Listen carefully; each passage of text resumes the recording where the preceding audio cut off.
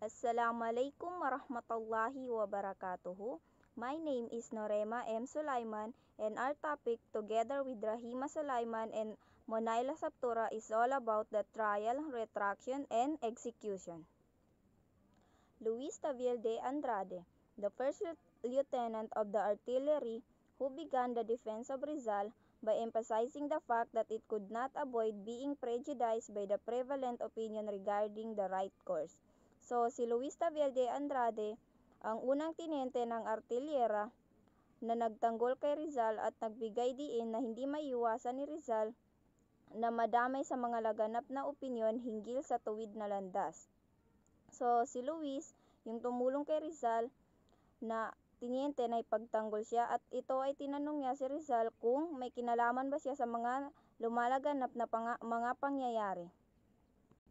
Bilang isang salik na nag-aambag sa mga pagkiling na ito, itinuro niya na ang pagkakaroon ng Bangkang Kastila sa loob ng isang buwan kung saan ang haka-haka na si Rizal ay kalahok sa pag-aalsa na ito, ngunit kalaunan ay kanyang nalaman na kasali si Rizal dito dahil siya ay pinadala bilang isang militar na doktor.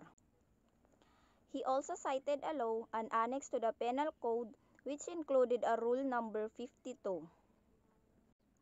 Binanggit ni Tavel ang isang batas, isang annex sa Penal Code na may kasamang panuntunan, number 52, tungkol sa aplikasyon ng mga parusa kapag ang pagkadilingkwensya ay napatunayan ng walang pag-aalinlangan sa pamamagitan ng mga tiyak na patunay. Tungkol naman sa Liga, inamin ni Tavel na ang nasasakdal ang gumawa ng batas, ngunit ginawa na ito sa halimbawa ni Bas. At mula nang dumating sa dapitan ang nasasakdal ay umiwas na ito sa lahat ng mga politika at iba pa. Rizal declared that from July 6, 1892, when he was deported to Dapitan, he had removed himself from politics. So sinabi ni Rizal, simula nang siya ay patapon sa Dapitan noong July 6, 1892 na inalis na niya ang kanyang sarili sa anumang koneksyon tungkol sa politika. Patunay nito ay ang paglalakbay sa Valenzuela.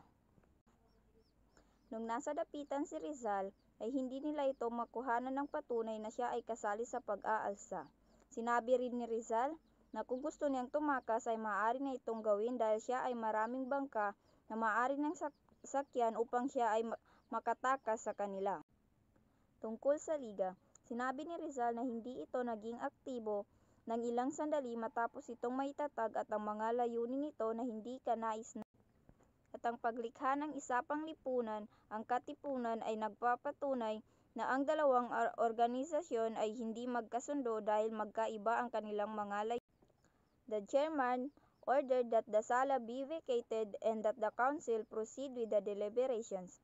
So ang tagapangulo ay inipag-utos na bakantehin ang sala at ituloy ng mga konseho ang deliberasyon patungkol sa kaso ni Rizal.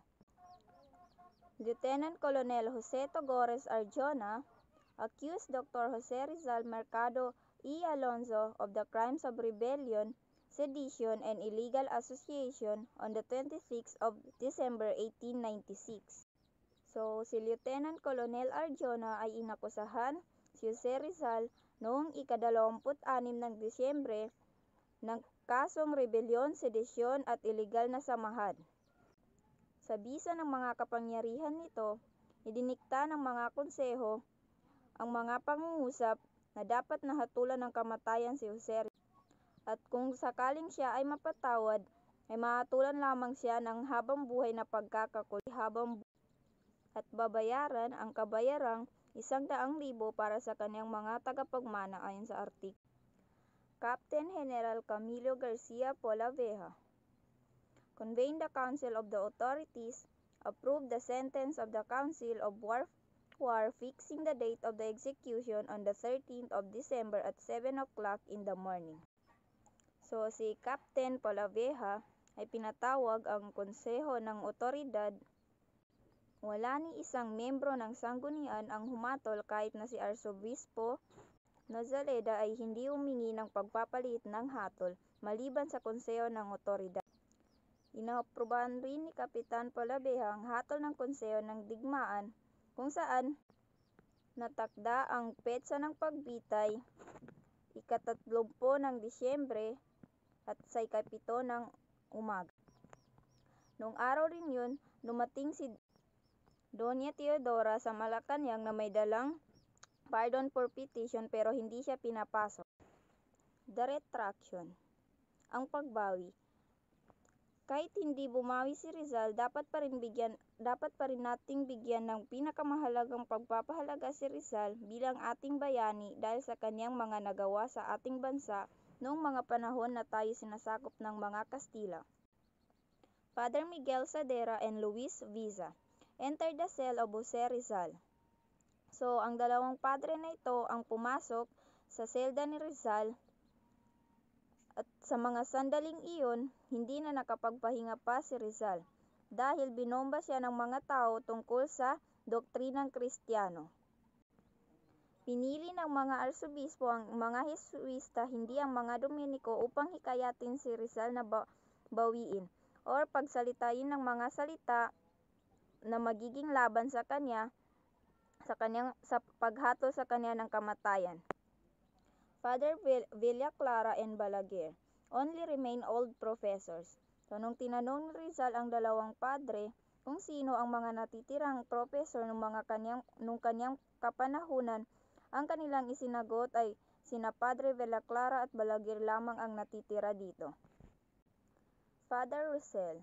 Nung umatras ang dalawang pari na unang pumasok sa selda ni Rizal, ay ang pumalit sa kanila ay si Father Rosel. Santiago Mataix, correspondent of Heraldo de Madrid. Nung nasa selda si Father Rosel, sumunod sa kanya si Santiago Mataix. Archbishop Nozaleda. Give instruction to Father Pio P, superior of the Jesuit mission. So si Archbishop Nozaleda ang nagbigay ng instruction kay Father Pio P, ang superior ng mga Jesuita noon. Sinabi niya rito na kapag natapos ng pagbabalik loob ay dapat nilang papirmahin si Rizal ng dokumento ng pagbawi bago sila magsagawa ng sakramento. Blumentritt, the person whom Rizal wrote the letter. So si Blumentritt, yung isa sa mga taong pinadalhan niya ng kanyang kasulatan para sa kanyang kapatid na lalaki. Father Balaguer, the one who stated that Rizal signed the retraction and profession of faith. So si Father Balaguer ang nagsabi na pinirmahan na ni Rizal ang pagbawi at ang kasulatan sa pananampalataya. Josephine, the girl that Rizal married before his execution. So si Josephine, ang babaeng pinakasalan ni Rizal bago pa siya pagbabarilin. Bago pa makasal si Jose Rizal at Josephine ay pinaamin muna si Rizal ng paulit-ulit. At nung alas 6 ng umaga, dumating si Josephine kasama ang kapatid ni Rizal at doon na sila kinasal. Nang matapos ang seremonya ng kanilang kasal, ay may sinabi si Rizal kay Josephine na naging dahilan upang ito'y maiyak bago lumabas. Father March, the one who brings the number of priests, visited him to 8 within 24 hours. So si Father March, yung huling pare na bumisita kay Rizal sa loob ng 24 oras kung kaya't naging 8 ang mga pare na bumisita sa kanya bago pa siya bitayin or pagbabarilin.